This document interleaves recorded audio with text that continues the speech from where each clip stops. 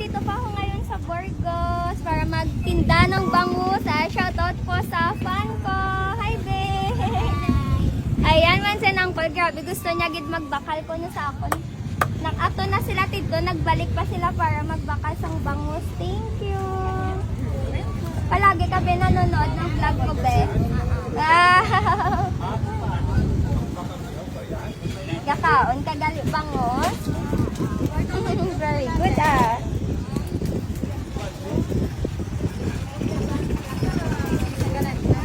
Ala, thank you. Palagi daw siya nanonood mga send uncle.